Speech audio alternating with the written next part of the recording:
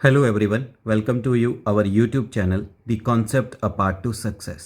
आज हम इस वीडियो लेक्चर में डिस्कस करेंगे मोस्ट इम्पॉर्टेंट एमसीक्यूज जो कि इंडियन पॉलिटी से रिलेटेड हैं। चलिए शुरू करते हैं important and interesting video lecture. पहला प्रश्न है आपके पास, जो यूनियन काउंसिल ऑफ मिनिस्टर है ये कलेक्टिवली किसके लिए रिस्पॉन्सिबल होती है? तो दो केंद्रीय मंत्री परिषद सामूहिक रूप से किसके लिए उत्तरदायी है? सही आंसर है लोकसभा। ए इज द करेक्ट आंसर। अगला क्वेश्चन है हमारे पास, इंडियन कॉन्स्टिट्यूशन में टोटल कितने शेड्यूल दिए गए हैं? तो वर्तमान समय में इंडिया के कॉन्स्टिट्यूशन में 12 शेड्यूल हैं। सी इज द करेक्ट आंसर। बात करें इनिशियली शुरुआत में कितने शेड्यूल थे? तो शुरुआत में थे 8। अगला क्वेश्चन है हमारे पास, इनमें से कौन सी कमेटी है जिसने सुझाव दिया था कि भारतीय नागरिकों के लिए फंडामेंटल ड्यूटीज़ होनी चाहिए और ये चीज़ मेंशन की गई है इंडियन कॉन्स्टिट्यूशन में?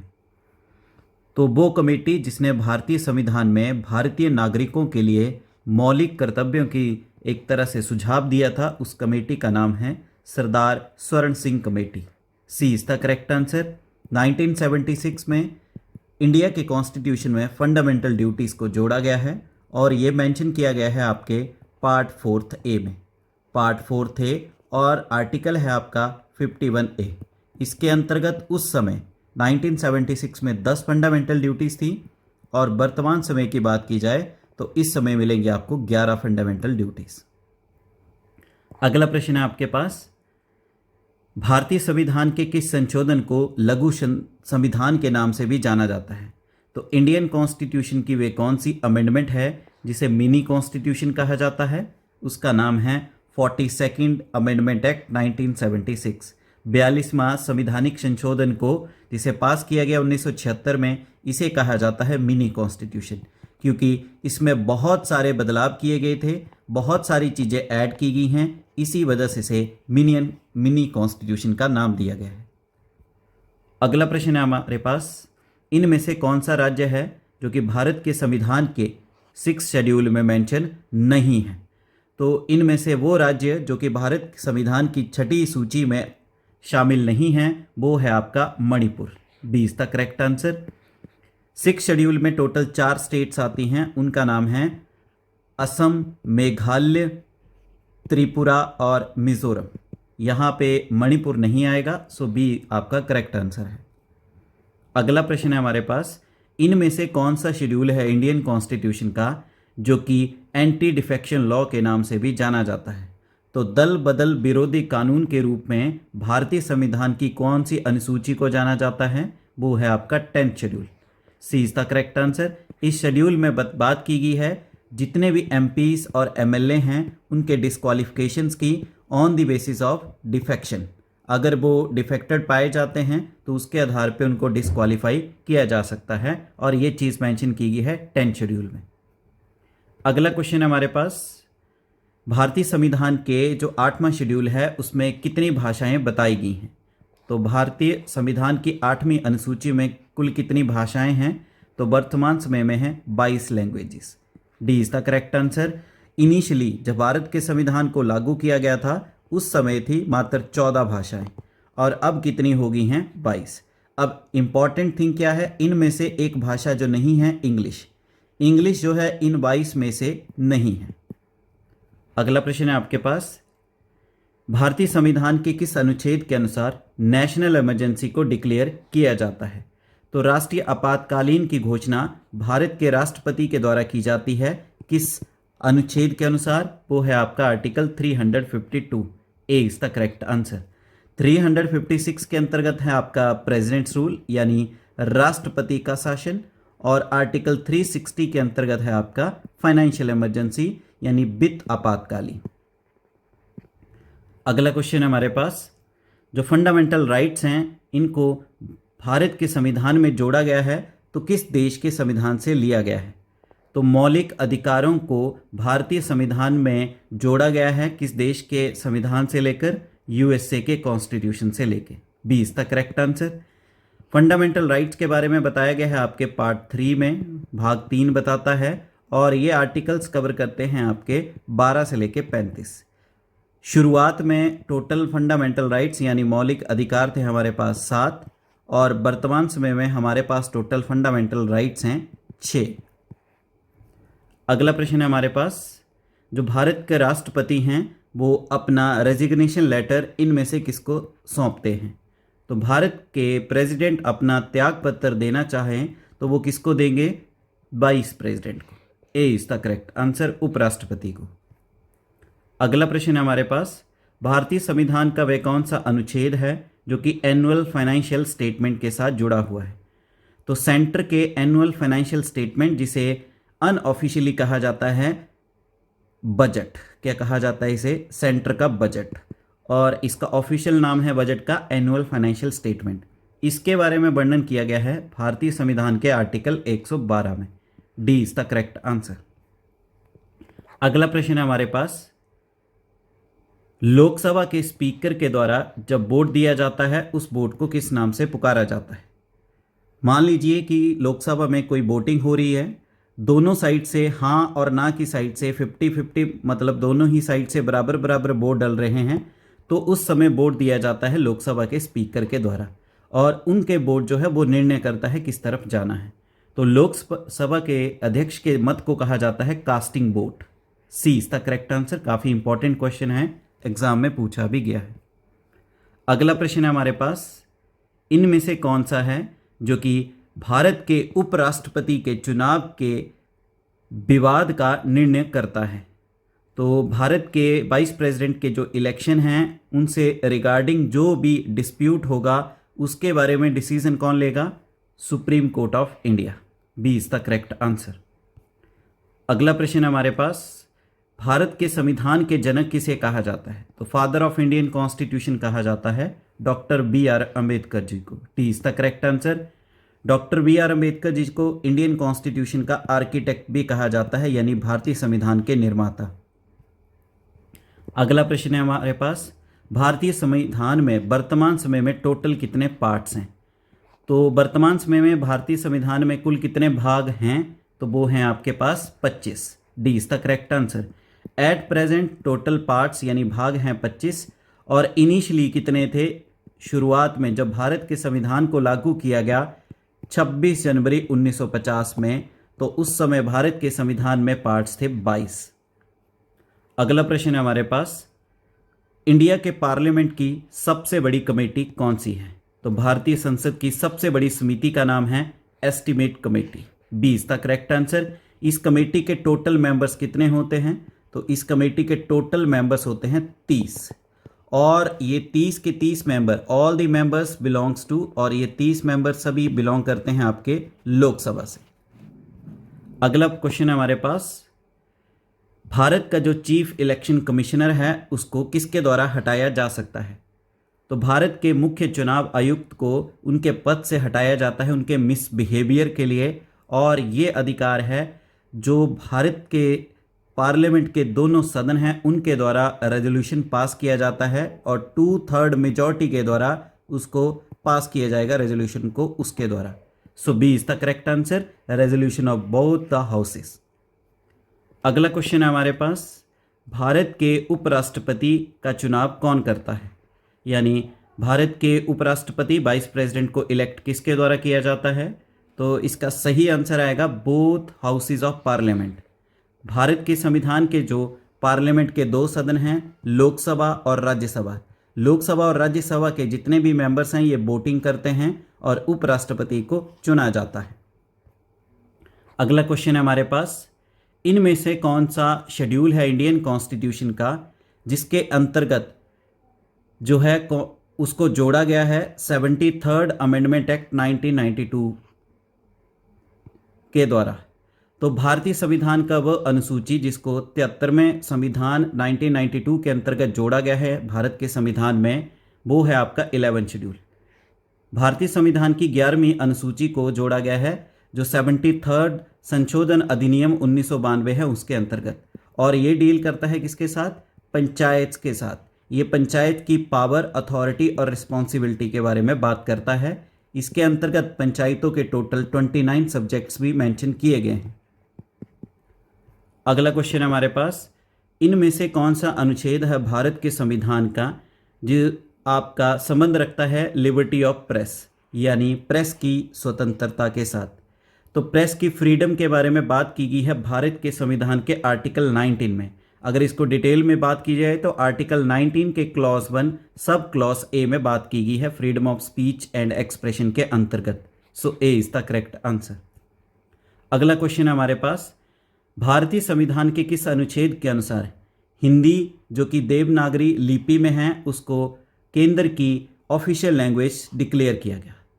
तो देवनागरी लिपि में जो हिंदी है उसको यूनियन की ऑफिशियल लैंग्वेज डिक्लेयर किया गया है आर्टिकल 343 क्लॉज 1 के अंतर्गत। B is the correct answer. 1949 में इसको डिक्लेयर किया गया है ऑफिशियल लैंग्वेज 14 सितंबर 1949 में। अगला क्वेश्चन है हमारे पास, भारतीय संविधान के किस अनुच्छेद के अनुसार राष्ट्रपति को एक तरह से पावर दी गई है कि वो भारत के सुप्रीम कोर्ट के साथ कंसल्ट कर सकता है? तो भारत के संविधान का वो अनुच्छेद जिसके अंतर्गत राष्ट्रपति सर्वोच्च न्यायालय से एक तरह से कंसल्ट कर सकता है, वो शक्ति प्रदान की गई है आर्टिकल 143 के अंतर्गत 143। सी इज द करेक्ट आंसर। अगला क्वेश्चन है हमारे पास, राइट टू प्रॉपर्टी, संपत्ति का अधिकार, जो कि एक फंडामेंटल राइट था यानी मौलिक अधिकार था, इसको इस सूची से हटा दिया गया है किस संवैधानिक संशोधन के अंतर्गत? तो राइट टू प्रॉपर्टी जो कि एक 7th फंडामेंटल राइट्स था, इसको इस सूची से हटा के बनाया गया है अब लीगल राइट। क्या बनाया गया है इसे? Legal right. अब ये फंडामेंटल राइट नहीं है, अब ये है लीगल राइट आर्टिकल 300A के अंतर्गत। तो इसको किस सूची से, किस अमेंडमेंट से इसको हटाया गया है? वो है आपका 44th कॉन्स्टिट्यूशनल अमेंडमेंट एक्ट 1978 में। सो सी इज द करेक्ट आंसर। अगला क्वेश्चन हमारे पास, एक न्यायाधीश को एक उच्च न्यायालय से दूसरे उच्च न्यायालय में स्थानांतरित करने का अधिकार प्राप्त किसके पास है? तो वो अथॉरिटी जिसके पास ये शक्ति है कि वो एक हाई कोर्ट के जज को ट्रांसफर कर सकता है दूसरे हाई कोर्ट में, तो ये शक्तियां प्रदान की गई है भारत के राष्ट्रपति को। C is the correct answer, president of India. अगला क्वेश्चन है हमारे पास, जो अनलॉफुल डिटेंशन है किसी भी पर्सन की, इसको क्वेश्चन किया जा सकता है किस रिट के अंतर्गत? तो किसी भी व्यक्ति की गैर कानूनी हिरासत पर रिट द्वारा प्रश्न उठाया जा सकता है, तो वो कौन सी रिट है? तो वो रिट है आपकी habeas corpus. A is the correct answer. जैसे कि हम जानते हैं इंडियन कॉन्स्टिट्यूशन में टोटल 5 रिट्स दी गई हैं, तो उनमें से जो रिट है आपकी हैबियस कॉर्पस, उसके अंतर्गत अगर किसी व्यक्ति को डिटेन किया जाता है गैर कानूनी तरीके से, तो उसके ऊपर क्वेश्चन उठाया जा सकता है हैबियस कॉर्पस रिट के अंतर्गत। अगला क्वेश्चन हमारे पास, लेजिस्लेचर जो है प्रायोरिटी गेन कर सकता है एग्जीक्यूटिव के ऊपर, ये किस सरकार में होता है?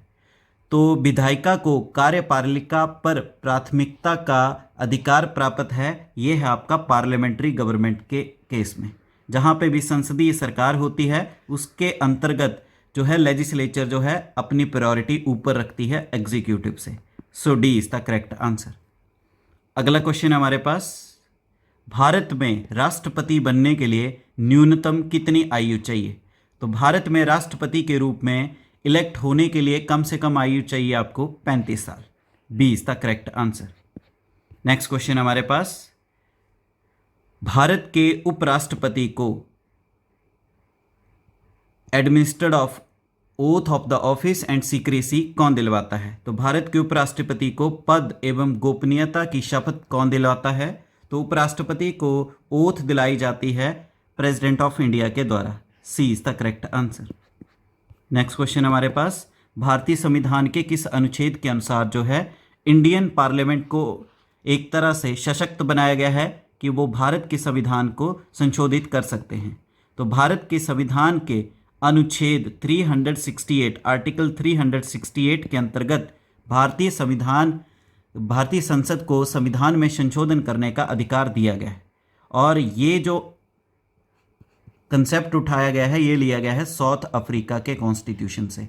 कहाँ से लिया गया है? साउथ अफ्रीका के कॉन्स्टिट्यूशन से। अगला क्वेश्चन हमारे पास, भारतीय संविधान का वह कौन सा अनुच्छेद है जिसके अंतर्गत एमपीस को डिस्क्वालीफाई किया जाता है ग्राउंड के जो डिफेक्शन है उसके ग्राउंड के बेसिस पे। तो भारतीय संविधान के दल बदल कानून के अंतर्गत सांसद की अयोग्यता से संबंधित जो प्रावधान दिए हैं वो है आपके शेड्यूल 10 में। D is the correct answer. Anti defection law के नाम से जिसे जाना जाता है, एंटी डिफेक्शन लॉ। इसके अंतर्गत किसी भी एमपी और एमएलए को डिस्क्वालीफाई किया जाता है on the ground of defection. Next question हमारे पास, इंडियन कॉन्स्टिट्यूशन का वह कौन सा स्तंभ है जो फाइनल इंटरप्रेटर कहा जाता है उसे। तो जैसे कि हम जानते हैं इंडियन कॉन्स्टिट्यूशन के टोटल 3 पिलर्स हैं। अब 3 पिलर कौन से हैं? एक है आपका लेजिस्लेचर, दूसरे का नाम है आपका एग्जीक्यूटिव और तीसरे का नाम है आपका जुडिशरी। ये 3 पिलर्स हैं। तो फाइनल इंटरप्रेटर कहा जाता है जुडिशरी को। C is the correct answer. इसका एग्जाम्पल है, जैसे कोई भी देश में कानून बनाया जाएगा, सर्वप्रथम वो कानून बनाएगा लेजिस्लेचर पार्लियामेंट में, उसके बाद उस कानून को लागू किया जाएगा एग्जीक्यूटिव के द्वारा, फिर उस कानून की वैलिडिटी को चेक करता है जुडिशरी। तो फाइनल इंटरप्रेटर कौन होगा? जुडिशरी है। नेक्स्ट क्वेश्चन हमारे पास, यदि किसी नागरिक का कोई मौलिक अधिकार बाधित होता है तो भारतीय संविधान के अनुच्छेद 226 के अंतर्गत वो किसको अप्रोच कर सकता है? जी, अब किसी भी नागरिक का फंडामेंटल राइट्स जो है ब्रीच होते हैं तो वो आर्टिकल 226 के अंतर्गत जो भारत के संविधान में मेंशन किया गया है वो इसके अंतर्गत अप्रोच कर सकता है high court of the state को। D is the correct answer. ये बेसिकली बताया गया है रिट्स के बारे में। तो आर्टिकल 32 के अंतर्गत जो है व्यक्ति अप्रोच कर सकता है सुप्रीम कोर्ट को, और आर्टिकल 226 के अंतर्गत जो है किसी भी राज्य के हाई कोर्ट को अप्रोच किया जाता है इन केस आपके फंडामेंटल राइट्स को ब्रीच किया जाता है तो। नेक्स्ट क्वेश्चन हमारे पास, भारत में किसे सार्वजनिक धन का संरक्षण के नाम से जाना जाता है? तो इंडिया में इनमें से कौन सा व्यक्ति है जिसे guardian of the public purse कहा जाता है? तो guardian of the public purse कहा जाता है controller and auditor general of India को। ए इज द करेक्ट आंसर। इनके बारे में मेंशन किया गया है आर्टिकल 148 में। इन्हें कहते हैं guardian of the consolidated fund, जिसे पब्लिक पर्स कहा जाता है। नेक्स्ट क्वेश्चन हमारे पास, जो वर्ड है सेकुलर, इसको भारत के संविधान के प्रियम्बल में ऐड किया गया है किस संविधानिक संशोधन के अंतर्गत? तो भारत के संविधान के प्रस्तावना में धर्मनिरपेक्ष शब्द को किस संशोधन के अंतर्गत जोड़ा गया है? वो है आपका 42nd कॉन्स्टिट्यूशनल अमेंडमेंट एक्ट। 42वां संविधानिक संशोधन 1976 के अंतर्गत इस शब्द को जोड़ा गया है भारत के प्रियम्बल में। इसके अंतर्गत 3 शब्द जोड़े गए थे। एक था आपका सोशलिस्ट, दूसरा है सेकुलर और तीसरा है इंटीग्रिटी। इन 3 शब्दों को जोड़ा गया है इस संविधानिक संशोधन के अंतर्गत। नेक्स्ट क्वेश्चन है हमारे पास, जो वेलफेयर स्टेट का आइडिया है ये किस में मेंशन किया गया है? तो कल्याणकारी राज्य के विचार के निहित के बारे में वर्णन किया गया है। जो directive principle of state policy है यानी राज्य के नीति निर्देशक, उसमें। B is the correct answer. इनके बारे में बात की जाए तो इनको लिया गया है आयरलैंड के कॉन्स्टिट्यूशन से, और ये बताए गए हैं आपके पार्ट 4 में, और ये कवर करते हैं आपके आर्टिकल 36 से लेके 51 तक। नेक्स्ट क्वेश्चन हमारे पास, जो लोकसभा का स्पीकर है वो अपना रेजिग्नेशन लेटर किसको सौंपता है? तो लोकसभा अध्यक्ष अपना त्याग पत्र इनमें से किसको देता है? तो वो है आपका डिप्टी स्पीकर ऑफ लोकसभा, जो उपाध्यक्ष होता है लोकसभा का, उसको। C is the correct answer. Next question हमारे पास, भारत ने न्यायिक समीक्षा की अवधारणा किस देश के संविधान से ली है? तो इंडिया ने जुडिशियल रिव्यू के कंसेप्ट को किस देश के संविधान से अडॉप्ट किया है? तो जुडिशियल रिव्यू के कंसेप्ट को इंडिया ने अडॉप्ट किया है यूएसए के कॉन्स्टिट्यूशन से। A is the correct answer. Next question हमारे पास, जो भारत के राज्य का गवर्नर होता है उसको किसके द्वारा अपॉइंट किया जाता है? तो भारत में किसी राज्य के राज्यपाल की नियुक्ति की जाती है प्रेसिडेंट ऑफ इंडिया के द्वारा। आर्टिकल 155 के अंतर्गत जो भारत के राज्य का गवर्नर होता है उसको अपॉइंट करता है देश का राष्ट्रपति। नेक्स्ट क्वेश्चन हमारे पास, भारत के संविधान में वर्तमान समय में टोटल कितनी फंडामेंटल ड्यूटीज बताई गई हैं? तो भारत के संविधान में कुल मौलिक कर्तव्यों का वर्णन किया गया है, वो हैं आपके 11। D is the correct answer. Fundamental duties को बताया गया है आर्टिकल 51A में, और ये बताया गया है आपके पार्ट 4A में, और इसको लिया गया है आपकी सरदार स्वर्ण सिंह जो कमेटी थी इसके सुझावों के आधार पर। नेक्स्ट क्वेश्चन हमारे पास, भारत के संविधान में कितनी प्रकार की रिट्स मेंशन की गई हैं? तो भारत के संविधान में टोटल रिट्स हैं 5। ए इसका करेक्ट आंसर। आर्टिकल 32 के अंतर्गत ये रिट मेंशन की गई है सुप्रीम कोर्ट के लिए, और आर्टिकल 226 के अंतर्गत ये रिट मेंशन की गई है हाई कोर्ट के लिए। नेक्स्ट क्वेश्चन हमारे पास, लोकसभा में एससी और एसटी के जो रिप्रेजेंटेटिव हैं उनके लिए सीटें रिजर्व रखी गई हैं, तो टोटल कितनी सीटें रिजर्व हैं? तो इंडियन कॉन्स्टिट्यूशन के जो पार्लियामेंट है, तो भारत के संविधान के अंतर्गत जो पार्लियामेंट है उसकी लोकसभा में टोटल रिजर्व सीटें हैं 131। डी इसका करेक्ट आंसर। अब 131 में से एससी के लिए हैं 84 और एसटी के लिए हैं 47। ये इंपॉर्टेंट पॉइंट है। नेक्स्ट क्वेश्चन हमारे पास, भारत के संविधान का जो पार्ट 4 है वो किसके साथ संबंध रखता है? तो भारत के कॉन्स्टिट्यूशन का जो भाग 4 है ये संबंध रखता है आपका directive principle of state policy, यानी राज्य के नीति निर्देशकों के साथ। D is the correct answer. और इनको अडॉप्ट किया गया है कहाँ से? आयरलैंड के कॉन्स्टिट्यूशन से, the constitution of Ireland. Next question हमारे पास यहाँ पे आएगा, भारत का एग्जीक्यूटिव हेड किसे कहा जाता है? तो भारत का कार्यकारी प्रमुख किसे कहा जाता है? एग्जीक्यूटिव हेड कहा जाता है प्राइम मिनिस्टर को। ए इसका करेक्ट आंसर। अगर नॉमिनल हेड के बारे में पूछेंगे तो नॉमिनल हेड होता है प्रेसिडेंट और एग्जीक्यूटिव हेड होता है प्राइम मिनिस्टर। और वहीं राज्य के एग्जीक्यूटिव हेड के बारे में पूछे तो राज्य का एग्जीक्यूटिव हेड होता है सीएम और नॉमिनल हेड होता है गवर्नर। नेक्स्ट क्वेश्चन हमारे पास, किस देश का लिखित संविधान नहीं है? इनमें से कौन सा देश है जिसका रिटन कॉन्स्टिट्यूशन नहीं है? तो वो है आपका यूनाइटेड किंगडम। यूके का संविधान जो है लिखित रूप में नहीं है। नेक्स्ट क्वेश्चन हमारे पास, उस कमीशन का नाम बताइए जो भारत में आया था 1928 में, भारत के जो संविधानिक व्यवस्था थी उसमें सुधार के लिए। तो इंडियन कॉन्स्टिट्यूशनल सिस्टम में रिफॉर्म करने के लिए जो कमीशन बनाया गया था ब्रिटिश गवर्नमेंट के द्वारा वो था Simon commission. D is the correct answer. Simon commission की स्थापना की गई है नवंबर 1927 में और ये भारत में आया था फरवरी 1928 में। नेक्स्ट क्वेश्चन हमारे पास, जो भारत का सुप्रीम कोर्ट की पावर है कि वो सेंटर और स्टेट का कोई भी डिस्प्यूट है वो किस ज्यूरिडिक्शन के अंतर्गत बताया गया है? तो भारत के सुप्रीम कोर्ट के पास पावर है कि सेंटर और स्टेट के डिस्प्यूट के बारे में कोई भी निर्णय लेने का अधिकार है उनके पास। ये आता है आपका ओरिजिनल ज्यूरिडिक्शन के अंतर्गत। B is the correct answer. और ये चीज़ मेंशन की गई है आर्टिकल 131 में, 131 में। नेक्स्ट क्वेश्चन हमारे पास, लोकसभा का सेक्रेटरीट किसके डायरेक्ट कंट्रोल में आता है? तो लोकसभा का सचिवालय सीधे किसके नियंत्रण में आता है? जो लोकसभा का स्पीकर है उसके नियंत्रण में। C is the correct answer. काफ़ी इंपॉर्टेंट क्वेश्चन है, एग्जाम में पूछा भी गया है। नेक्स्ट क्वेश्चन हमारे पास, जो टेम्परेरी प्रोविजन दिए गए थे जब जम्मू कश्मीर एक राज्य हुआ करता था उसके बारे में, तो ये भारत के संविधान के किस अनुच्छेद में बताए गए थे? जो टेम्परेरी प्रोविजन थे जे&के के लिए, तो ये बताए गए थे आर्टिकल 370 में।